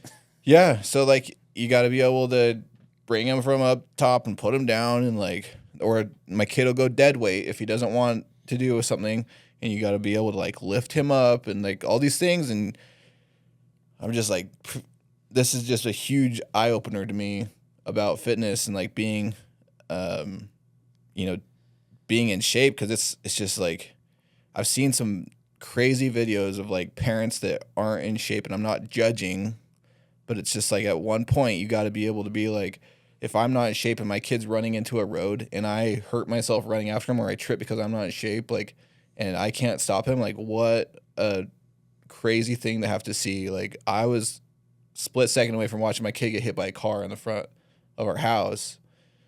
And that was like the moment when I was like, this is going to just keep happening. It's not going to go anywhere. Like I need to make sure that I'm doing everything I can, that if anything like this happens again, that I can react as quick as I can, and like split seconds matter. So even if I'm only shaving off like a second on my 40 yards time, whatever, that might be the difference between the front bumper or not even going into the road, you know? Well, to add on to that, I think, in my experience anyway, a child who is autistic is much more likely to try and emulate you more than a neurotypical kid. So like my daughter, who's neurotypical, she kind of just lives her own life. She has like her own very unique personality. She's her own person. But my son, it's very clear that he tends to try and emulate me a lot more than anything else. So like if he sees me like reading the Bible, he has a lot more interest in that type of thing. But he also has developed a very huge interest in lifting weights. And I wholeheartedly believe that if I did not show that side of me, he wouldn't have any interest in it, and he would probably try and emulate other parts that he sees in me, which is why it's so incredibly important as a parent to try and be a good example. Like there are some negative examples that I have seen emulated through him. Like there are certain ways, like there's no way around it. There are times where you have to discipline your kid. And I don't mean like beating them, but whether it's like sending them to their room or taking away TV for the day, or having them to drag them across the house to get them off of his sister. I have seen him emulate that, and he'll try and ground me when he doesn't like what I'm doing, even if what I'm doing is just like trying to tell him to get off his sister and stop annoying her. Yeah.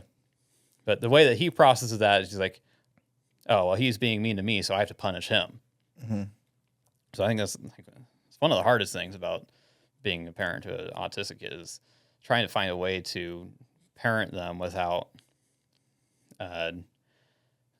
setting a negative example for them.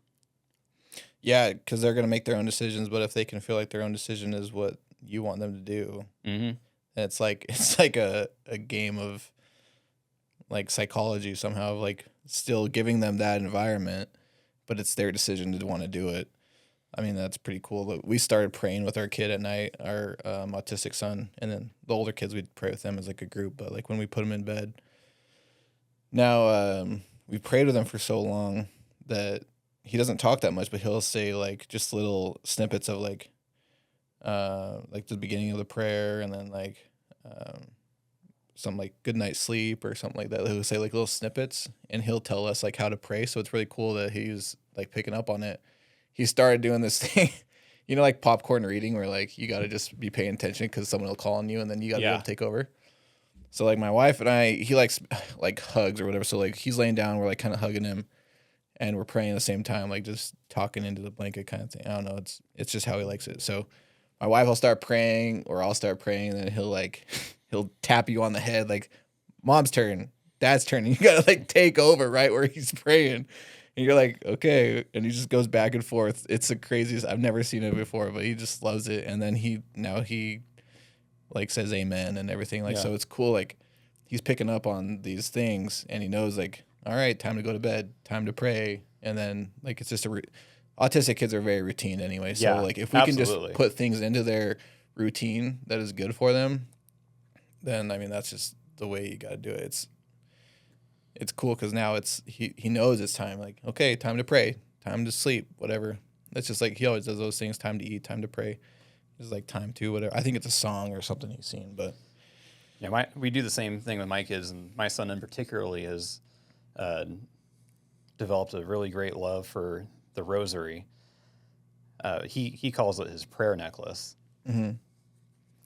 and so from time to time, I'm not always home at night to put him to bed. A lot of times I'm at work, but when I am there, when I'm tucking him to bed, we'll usually try and pray a snippet of the rosary together, and it's gotten to the point where he actually like he's not good at like memorizing things. Like he's something he struggled a lot with at school, like his ABCs and counting. But the rosary prayers, he's almost memorized all of them, like the Lord's Prayer, the Hail Mary, the Oh My Jesus prayer. I mean, he's not like 100% yet, but he knows them. Mm-hmm. And like you said, he's very routine driven, and so things like that I think are very important for kids like him to be able to get into this routine that is like a healthy routine that helps them both spiritually and both physically too. Is your son pretty picky on what he eats too? Kind of. He goes back and forth. So like there's certain foods that he has always loved, and there's other foods where he either loves or he hates. Like macaroni and cheese, he'll go through phases where he loves it, and then he'll want nothing to do with it. Right now, he's going through a phase that I'm going to take complete credit for. He loves barbecue food. He's not a huge fan of meat, but when I cook it on the grill, he'll eat all of it. He'll have thirds. Yeah. Nice. That's a struggle I have. Is my son doesn't like meat either. So like as a hunter and a gym guy now, like I'm like, dude, you got to have your protein. And he's like, even chicken nuggets, he'll eat the breading off and then leave the chicken. Like, dude. He used to be like a staunch only chicken nuggets guy, and now he's like only burgers. So do you guys try and make like healthier versions of the things that he likes to give him, like to get the protein in or to get as much nutrients as you can? We try to, probably not as much as we should. Yeah. Especially since I work a lot. This is usually my wife who has to do a lot of that. And cooking isn't necessarily something that comes natural to her. Mm-hmm. So if she has the option to do microwavable food, she'll usually take that option. Yeah. And you said your 6-year-old's your oldest? Yeah. Yeah. Yeah, we try and get our kids protein or Wyatt's protein in as much as we can in like unique ways. So for a while he was just only eating peanut butter and jellies and chips and different things. So like the peanut butter and jelly, we'd use like the PB Fit for the peanut butter and like try and make it healthier than just like full sugar peanut butter, and then like sugar-free jelly or preservative, whatever, and then white bread, whatever. But then like those legendary protein chips, 20 grams of protein for a bag, he would just destroy a whole bag. And so we'd be like, all right, so we got those. I actually made like a reel one time for legendary, and they sent me a whole bunch of stuff. So he just kidding. Pigged out. It was great. So I think like if you can sneak in little ways of like protein chips, or he likes some protein bars he'll eat. Like if they're peanut butter, he likes peanut butter. So what else is he like? Like his chocolate milk will do the Fairlife 13 grams of protein chocolate milk. So I try and still get him like close to around like his body weight of grams. Like I'm not doing his macros completely, but I'm trying to at least keep him healthy because I feel like protein's important. And otherwise, if we just give him carbs, he's going to be eating all day. So like it's unfortunate because like he still eats carbs. He still eats like crap sometimes, like junk food, which is hard. And I try and give him the most healthiest options that I can. But my son loves sugar. What we try to do is he gets a majority of his carbs from fruit, so like good carbs. Yeah. And currently we have a garden that has a lot of fruit in it, so he's been eating a lot of that, and something him and his mom have been doing a lot has been gathering like a bunch of raspberries and making jam out of it. Though jam has a lot of sugar in it too. So Yeah, I mean, but it's give and take. And I mean, I don't know about your kid, but my kid's just so active anyway that he burns everything. Dude, when he was Yep. when he was a kid, he's always been a runner. So we tried. I was so against getting him a backpack with a leash on it. I was like, I got stories about the backpack. I was like, that's such a white person. Like these white people looking at me like, whatever. Right? I'm like, I don't want to be that guy. And then my kid kept running off in public. I'm like, I don't care, dude. I'll be that guy. Give me the leash. And so that's kind of the point that we got to too, because we hated the idea. Yeah. And there, you could feel so much judgment coming from other parents. Yeah. But on the other hand, you look at those parents like they don't even know the half of it. Yeah. Like if I have to get a little bit of judgment from someone, but I don't have to worry about my kid running over into that pool or wherever, like I'm gonna do it. I used to put water bottles in his backpack to try and slow him down. I think I just made his quads huge, dude. I'm just training this kid. Now we're in a 2-story house. He's just running up and down the stairs all day long. Like, I don't know about your guys' house, but my house is completely baby proofed. Every little thing, like, and it's not even baby proofed anymore. It is gone to like, I think God put me in a prison for a reason, because my house, we do door checks. We make sure like the girls had to upgrade their locks to their room now to like an actual key. We like to get interior exterior doors are coded to get in and out, because he figured out how to use the little like white doorknob things to push in and turn. So did mine. So we're coded in, coded out. Like the windows are like hotel windows. You can't open it more than like 3 inches, because he pushed out the screen and started throwing out toys upstairs. And then downstairs, he pushed the screen out and went out the back window to go play outside. I'm like, I'm pretty sure God put me in a prison because I was going to have to learn how to be secure and how to react. Also, like how to react in a situation. Like when my kid almost got ran over, that like I could keep composure and get and like, you know, tunnel vision almost and just go straight after it. Not like, what the hell? Like, I don't know. I think it kind of just like trained me to respond, because there was something gonna be later in my life, and maybe that was it. I'm sure I got more coming. Like he's still a runner, unfortunately, but yeah. So we used to have to do a similar thing. Like a couple of years ago, we went to Disneyland together, and we had to use the backpack leash. And there's this hilarious photo I'll send to you. He had gotten away from us a little bit, like not out of our eyesight, but he ran up to Goofy, and Goofy looked at him and grabbed his leash and started walking him. Dude, I don't know. Again, I keep saying I don't know about your kid, but like my kid does not like lines at like a playground or whatever.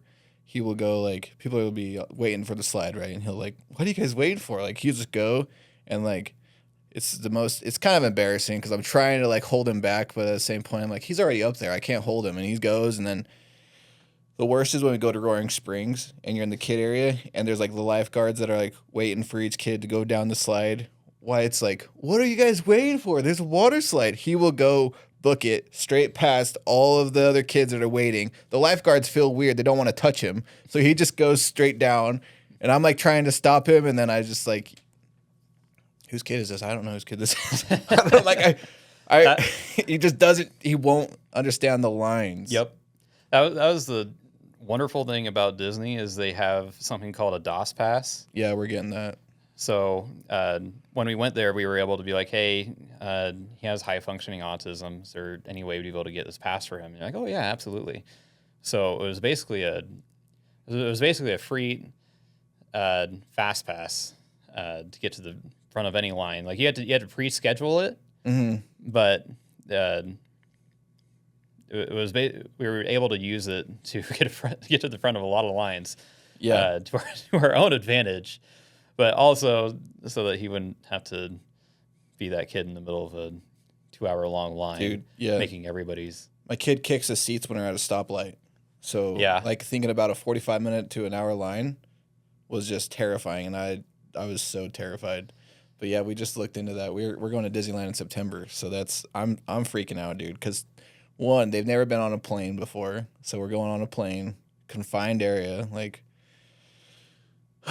And then yeah, the Disneyland thing. I mean, I think Disneyland will be all right. Yeah. Because we got the pass, and like the one thing I'm worried about is that he's very routine based. So 8 o'clock at night, he's going to bed, which in Disneyland in California, it's gonna be 7 o'clock that time, and it's gonna be still light out, and I'm sure the kids are gonna want to see like the fireworks at night. So I'm like, hopefully he'll just be like so like wound up that he'll still be okay.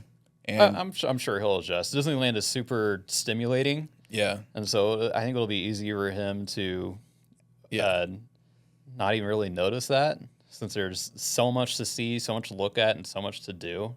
yeah, I'll say we've been super blessed over the past year or so. He's gotten a lot better with things. We used to have to make our house into a prison, basically. Everything was locked. Our door had a lock on the top. We didn't have like one of those like electronic number locks. yeah. But we had like a thing that locked at the top that he wasn't able to reach. And over the course of time, he's gotten a lot better. Like he doesn't run off most of the time. He did try and climb out his window yesterday, so that's something we're gonna have to try and fix. But generally, he's gotten really good at not running off when he's not supposed to, and at least somewhat listening when we tell him to do something. I think like reflecting back on my time as a parent, I think one of the scariest times the scariest time as a parent was when I was at the pumpkin patch and when my son disappeared. And there was like 1,000 people there, so trying to find him was incredibly stressful. And it was just me and him. Like I had taken him to go ride like a hayride or something like that. Mm-hmm. And then he just like disappeared. And eventually I found him with his mom. And so that was a huge relief, but she was kind of mad at me, obviously. And it probably seemed like an eternity. Yeah. Trying to look for him. Yeah, no, it felt like forever. You know, in reality, it was probably like 5 minutes. Which is, yeah, it's still forever, yeah. Where was that at? I don't. It was a pumpkin patch. Was it last year or 2 years ago? It was last year. We were at Shindig Farms. It may have been that one actually. Yeah, on 12th. Yeah. Yeah. And they have like the big slide at the top that you have to like climb all the hay bales and like a big tube slide, right? Yep. So I was just letting Wyatt go up and down that. Like he was just like in it like for 5-10 minutes just straight. There was no line. So he was just loving it. And then all of a sudden there started to be a little line at top, and I was just at the bottom waiting for him. I was watching him go up and like, meet him at the bottom of the slide, and we'd walk back, and I wasn't even walking him. He just got down, and he would go right back, and I would just let him go. But there was a little line forming up top, and I was like, oh no, he's going to just butt in front of the line. So he's like 3/4 of the way up, and I just book it to the top to like try and stop him because I didn't want like him to butt in front of these other kids and everything. And so I held him back, and he's like waiting, and then all of a sudden it's his turn, so he goes down first, and I watch him, and I just go down right after him. And so I got it down the slide, and I go back to right, like he was going to go back up, and I went up, and he's not there, and I was like, oh shit, he must have went left, so I went the other way, and this time my son had like a huge mullet. So from the back he looks like a girl, like no other way to put it, but like there's all these other kids there, so I don't know, like every girl I see I'm thinking maybe it might be him, so I can't really figure out which one's him. I'm looking all over for him. My daughter and my 2 daughters and I guess it was all 3 daughters and my wife were on the hay bale ride, so I was just letting him. He hates those rides, so we were just doing that. I can't find him anywhere for like 2-3 minutes. It felt like an eternity. I ended up finding him in another slide, like halfway down. It was just like a kid's slide, so it wasn't really angled. He's just sitting there, and I'm like, oh my gosh, Like dude. in the middle of the slide? He's just sitting there right in the middle of the slide, like halfway down, so you couldn't see him if you didn't look in the tube. And I was like, oh my gosh, he doesn't even have a fear in the world, doesn't even know. And they have that big corn or that hay bale maze there too. So I was like, if he went in there, I couldn't even get out of that thing on my own. Like I was having a hard time. So I was just freaking out. And then after that, like usually my wife's pretty good though about putting like neon green on him. So like whenever we're out, he looks like he's a construction worker. Like we're just in case anything happens, like we're making sure that we can find him. I need to get like a helium balloon and just tie to him like Mario Kart, you know? Like it's, oh man, I think that going back to like God's plan, like him putting Wyatt in my life has been such a learning curve, and like has put me in so many positions where I had to like force myself to grow because Wyatt's not going anywhere, and like I'm gonna have to adapt, and I need to be a good parent. And like I think fitness was the first spot. Like I need to be able to keep up with him and realizing that, and like just oh man, It's so funny you say that because my wife always says, so she used to be a preschool teacher. And when she was doing preschool, before we had kids, she would always talk mad shit about these parents of kids who were either autistic or just really had a hard time listening, or like really bad kids who like kept hitting her. And she would talk mad shit about the parents. Like she said, these are the worst parents ever. Like I would never be like one of those parents. And then we had a kid who was autistic and had all these things that he had to work through. And my wife always says, like, I think God was putting me in this position to teach me that not always the parents who don't love their kids. Don't just make assumptions about people because of what their kids are working through in their life. There are so many other factors that we tend to overlook when trying to feed our own prejudices. So it's kind of taught her to think twice before passing judgment upon someone that she doesn't even know. oh for sure, I can definitely relate. I was very judgmental about other people, for sure. Mm-hmm. And then like you just don't know what they're going through until you're in that position. And I'm sure that there's been, definitely a plan for putting Wyatt in our life. Like it's been the biggest change, like blessing, but like I couldn't see it when it was happening, right? And like that was why I didn't want to have another kid after I had found out that he was autistic. My wife found out she was pregnant like 2 months after that, Wyatt running out the door. So I was scared to death. So how was it for you guys having an autistic kid first? Well, when did you guys find out that he was autistic? Because you don't find out right away. It's kind of funny because when he was first born, we could kind of tell that there was something. He had a really hard time breastfeeding and latching on to his mom, and there were like multiple appointments that he had to go through to figure out how to eat. Mm-hmm. And so really early on from that first moment, you kind of knew that there was something that he was going to have to work through in life.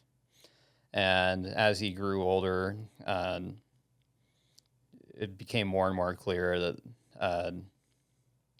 he was definitely his own individual. And so we always had this feeling that I don't even want to say feeling. We always knew that he had something. Yeah. And it probably wasn't up until about 2 years ago when he turned 4 that we actually took him to a specialist, and they're like, yeah, he's a high functioning autistic and also high functioning ADHD. And I'm like, great. Tell us something you don't know, but at least we have it on paper now. Yeah. And I don't know if I could say like I was really scared having another kid after him. I think it was kind of like that, going back to like that Jesus mindset, just kind of like going with the flow, which like, whatever happens, at the end of the day, Jesus is there, and whatever his plan is for me is what his plan is. So while there was a bit of fear going into it, in hindsight, like I wouldn't do anything different.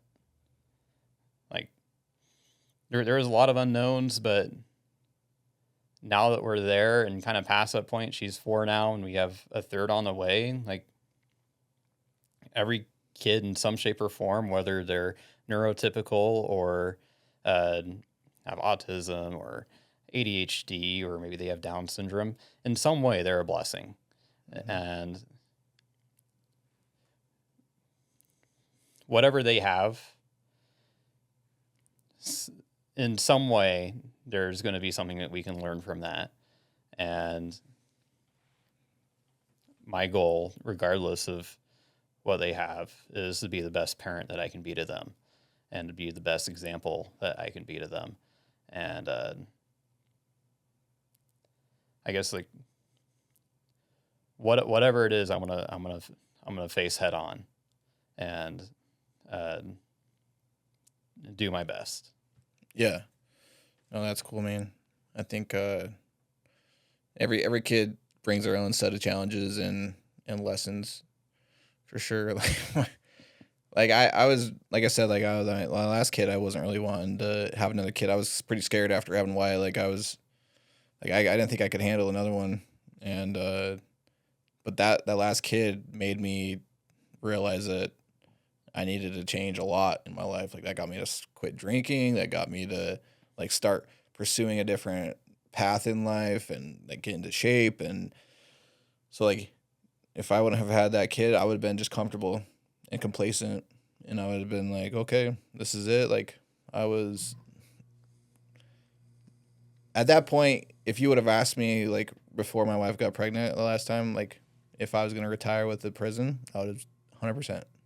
Like I had no plans of leaving, and it was just like I think getting into shape was like opening some different neural pathways in my brain of like, what am I doing with my life? Is this something I want? Because the cool thing about the prison is, like, you can take a look around and see what your life's going to be like in 30 years. There's a lot of people that are just there for 30 years and they just never promote. Because I never wanted to promote. Yeah. I know that that's an option and you can, and that's like if that's your option, you want to do that, that's great. I just wasn't ever. I never in my 10 years of being there, I never put in for one promotion, and I was just going to be an officer my whole life. And I could look at other officers that have been there like 30 years, and I was like, is that really what you want? There's a good book that I read too, and it's the seven habits of highly effective people. And they say like start from your funeral and work your way backwards and see like what are people saying about you at your funeral? Like, oh, this guy did 30 years at a prison and then retired, and then I didn't have any plans after that, and I was like, it's kind of a shitty story. I want to do a little bit more in my life than that because I didn't have any aspirations. I was like, I'm gonna be a dad and work at the prison, safe job, good job. Like there's good people there, there's good lessons to learn, but I wasn't even in that mindset to like think that these are good lessons to learn. I was just there because it was a good job, you know. But like that last kid was complete eye opener and blessing, and got me to get in shape, and eventually started going to church and started doing entrepreneurial stuff. And I would have never done that if she wasn't around. So I think one of the most dangerous things for men today, specifically Christian men, but also just men in general, is comfort. We have a society that is built around this idea of being comfortable is good. And that's what you want. You got a house with AC, you got a job that's paying you. Why want anything else? Why do anything that would put you out of your comfort zone? I don't know if you can tell, but being here on camera and talking into this mic, I am wildly uncomfortable right now. Yeah. But I'm putting myself in this position because I know it can have a greater impact on people watching it, and it'll help me grow as well. And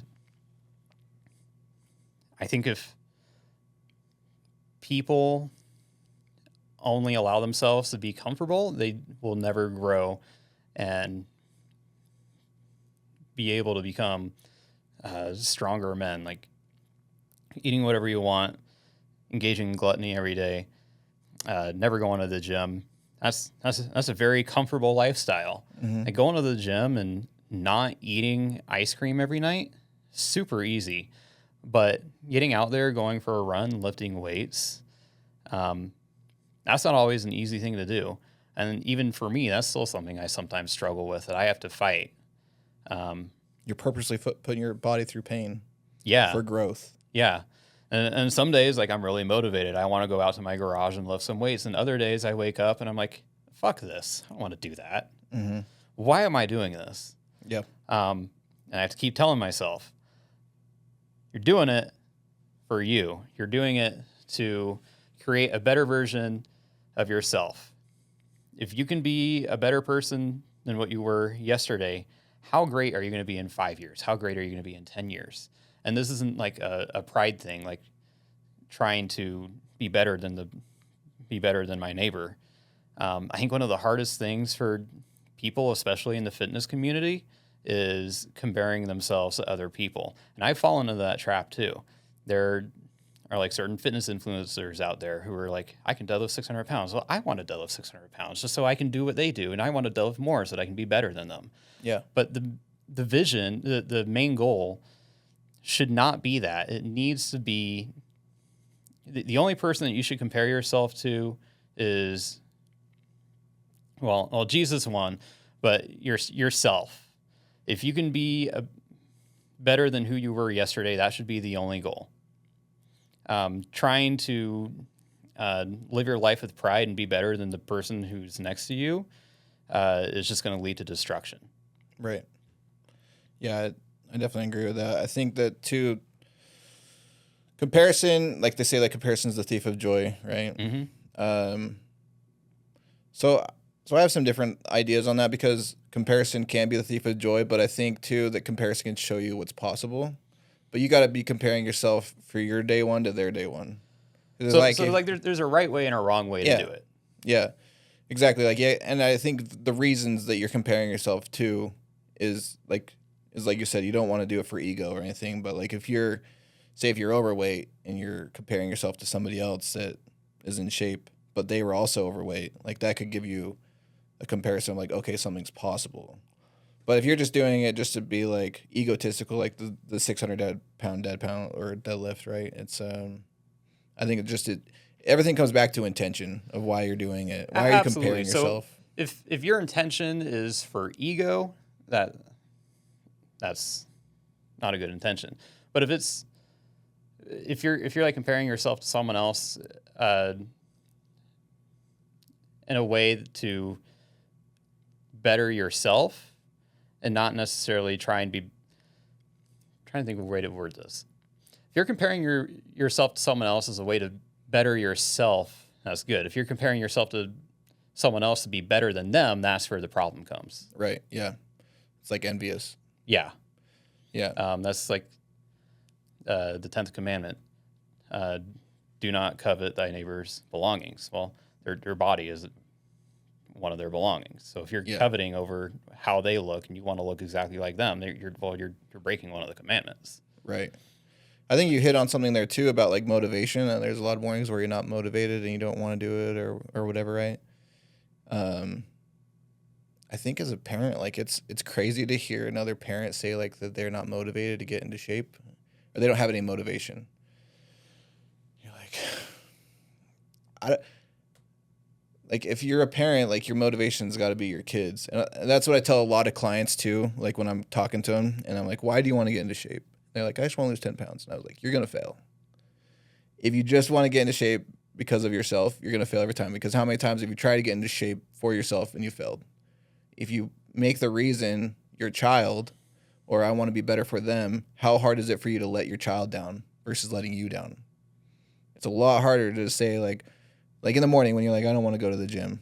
You're like, I'm letting my kid down by not going to the gym because I'm not giving them my best version of myself.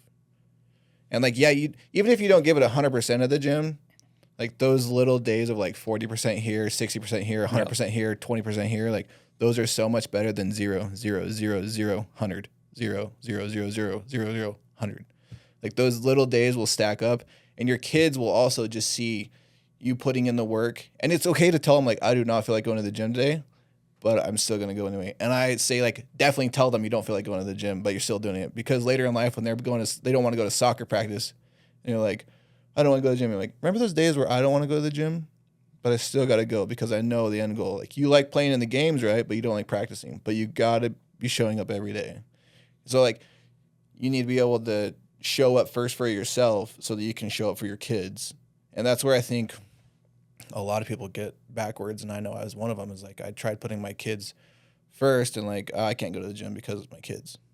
Like your excuses are usually your reason that you should do stuff. Like I'm too tired to go to the gym. Like You probably should go to the gym because you're too tired. I need Because- my kids need me.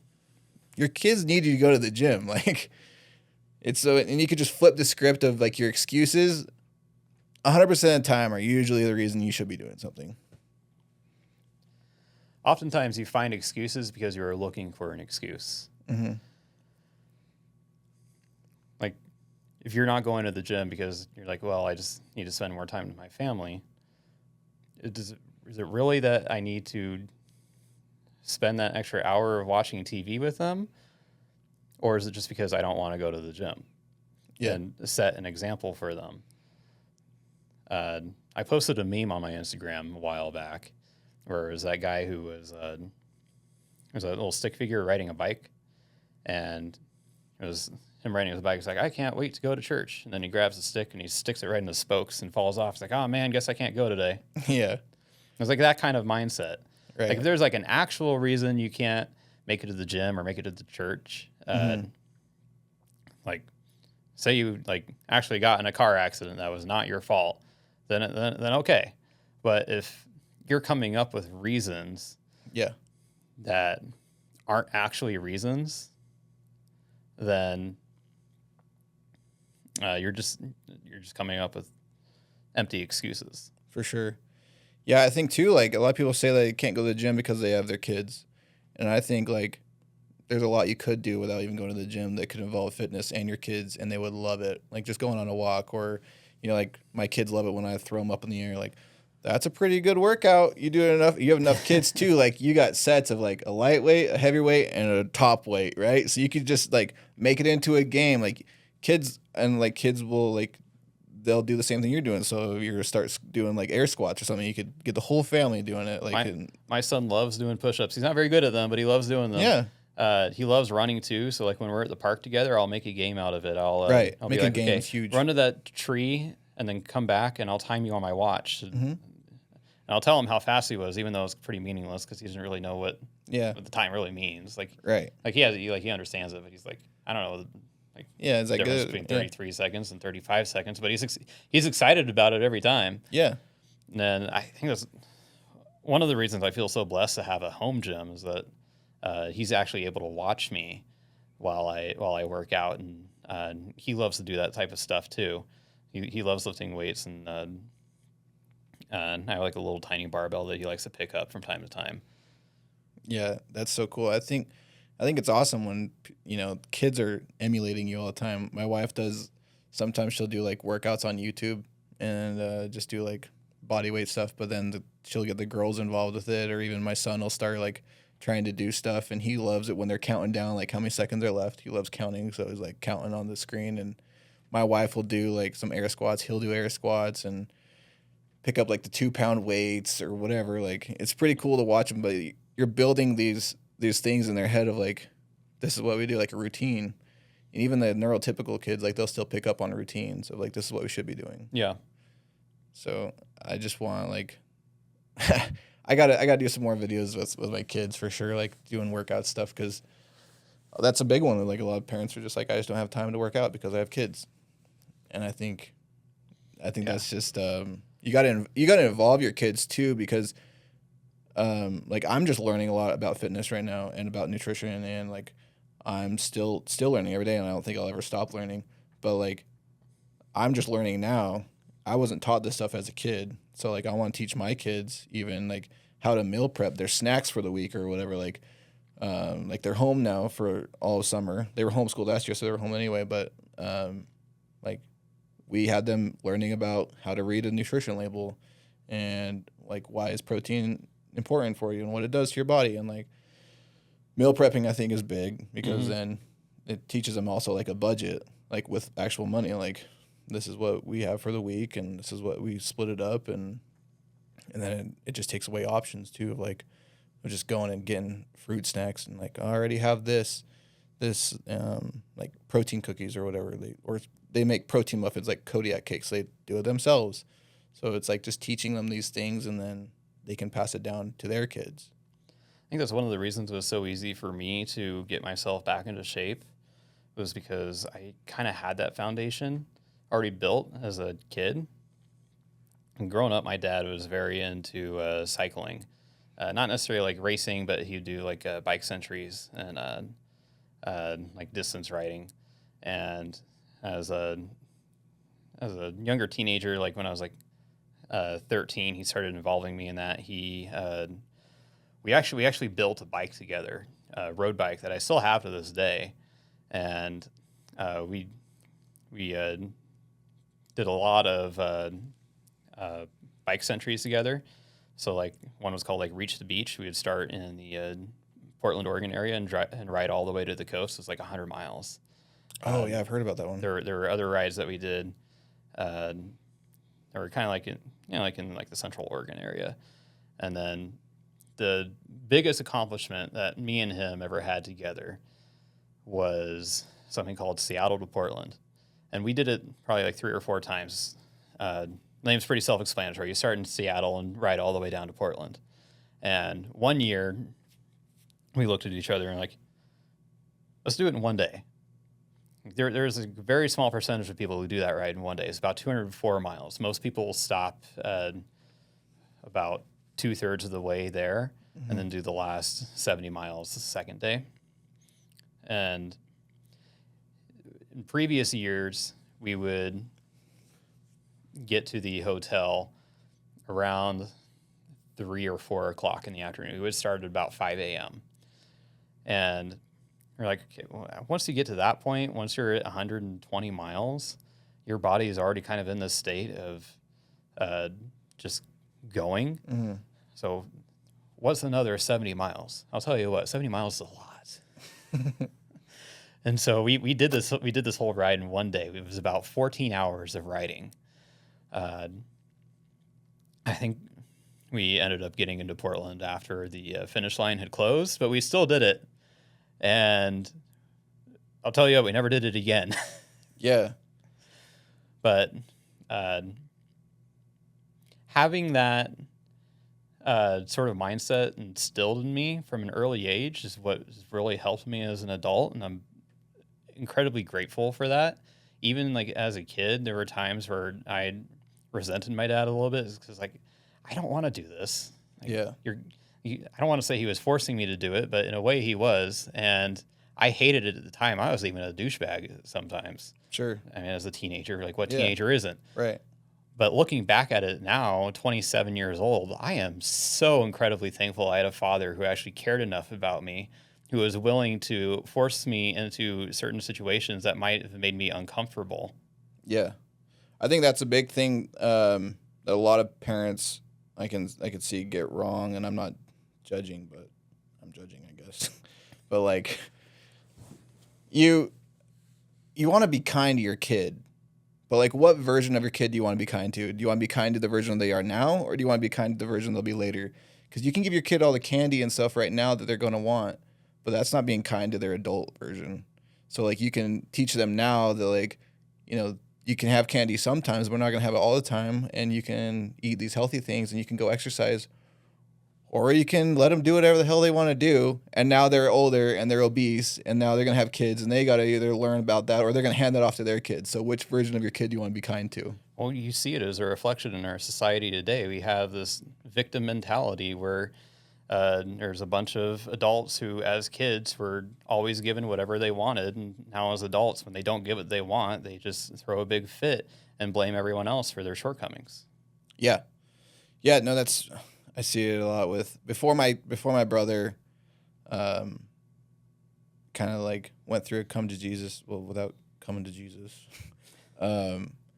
He went through some stuff, and like I had to literally kick him out of my house, and he was homeless. I couldn't trust him to be at my house anymore, and that was the hardest thing for me to do. And he was like, I don't know, it was only like a few years back, so he was in his 30s. But like it was during the summertime. I gave him some chances and he failed, whatever, right?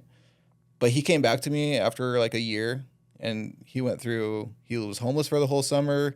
He slept on a bridge, slept in his car, whatever.